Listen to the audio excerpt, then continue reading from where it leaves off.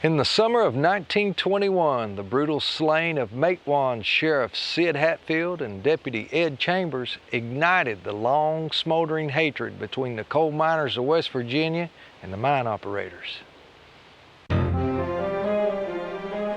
The mine workers' hero, Sid Hatfield, was dead. But as cries for a mass uprising reached fever pitch, a new leader emerged from their ranks, 29-year-old champion coal loader, Bill Blizzard.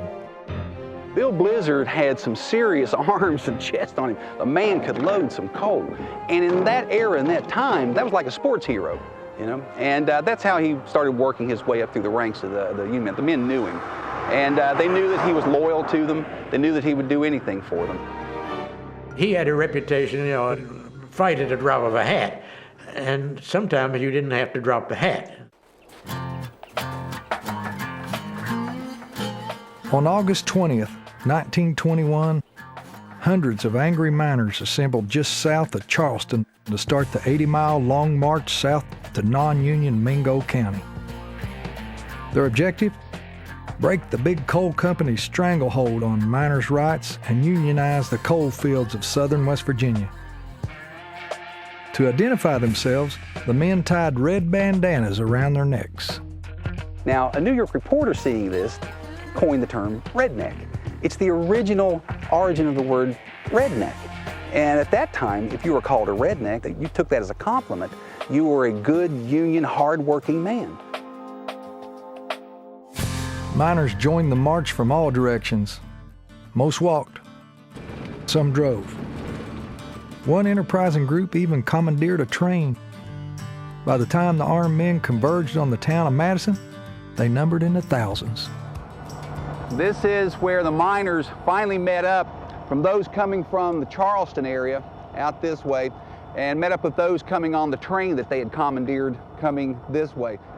It was orderly as 10,000 angry people can be. It was orderly.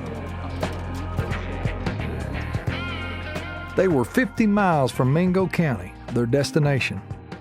The Redneck Army would have to cross the desolate mountain range that served as the dividing line between Union and non-Union counties. Also standing in their way was Logan County Sheriff Don Chafin. Chafin, who was in the coal company's pocket, assembled a militia of 3,000 deputies and private security guards to keep the rising tide of marchers from crossing the border into Logan County.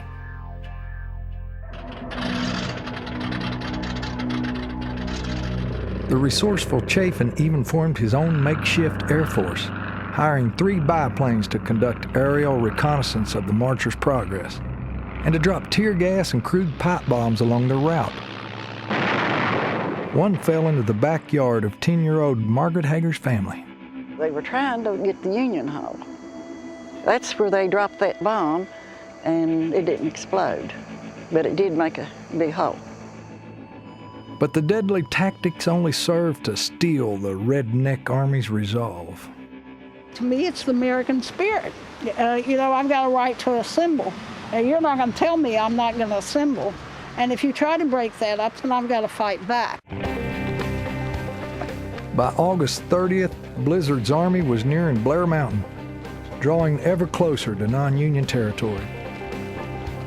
Chafin's militia took up positions along the mountain's 10-mile ridge line, digging in with machine guns, Tommy guns, and high-powered rifles. With his troops armed only with hunting rifles and small-caliber pistols, and with Chafin's men occupying the high ground, Blizzard realized a frontal assault would be suicide. He split his forces, hoping to outflank Chafin's men by using the thick underbrush of the mountainsides as cover. Against a hail of machine gun and rifle fire, the miners launched their assault.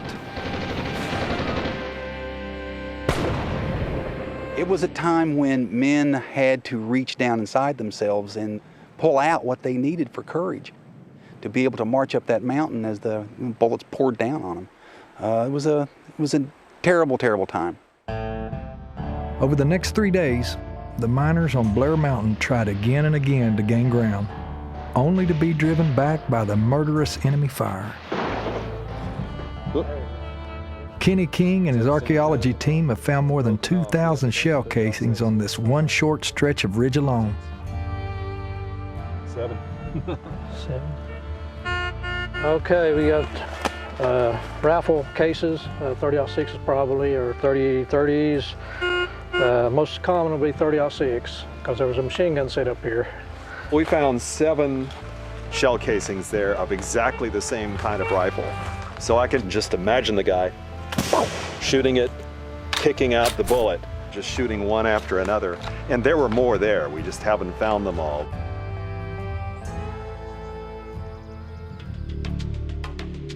On September 1st, after 3 days of intense fighting, President Warren Harding dispatched 2,100 National Guard troops to West Virginia to quell the violence.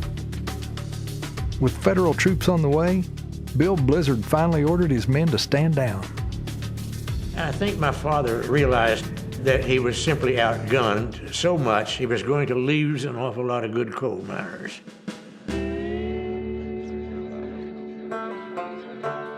Five days after it had begun, the Battle of Blair Mountain was over.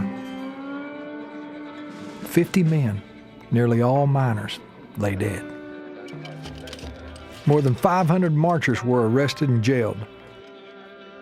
The battlefront shifted to the state courts and to the court of public opinion. Bill Blizzard was the first to go on trial on charges of murder and treason. West Virginia prosecutors tried to paint him as a violent, bloodthirsty killer, but evidence from the battlefield showed otherwise. It wasn't until the Union brought into the courtroom and laid in front of everyone, including that jury, an unexploded bomb that the government had sent in. And that pretty much turned the tide, I think. After 8 days of deliberation, the jury reached its verdict: not guilty. My father was sitting beside me. He jumped straight up in the air and hopped up on a table right in front of me. Then they hopped my dad up on their shoulders and hauled out of the courtroom with him, all cheering and yelling. The Battle of Blair Mountain and the exoneration of Bill Blizzard marked a turning point in public sentiment toward mine workers. While fear of communist influence in the labor movement had kept most Americans at a distance, the Redneck Army's fight generated sympathy and support for the Union cause. Well, they did right. You have to stand up. You may not win, but you have to stand up. Today, the mountain looks much the same as it did some 90 years ago. But coal companies are developing plans to blast away the top of the historic site to get at the 12 million tons of unmined coal that lie underneath. So the battle for Blair Mountain continues. Mining it will create jobs, but it also would mean that this historic battlefield would be erased from West Virginia forever.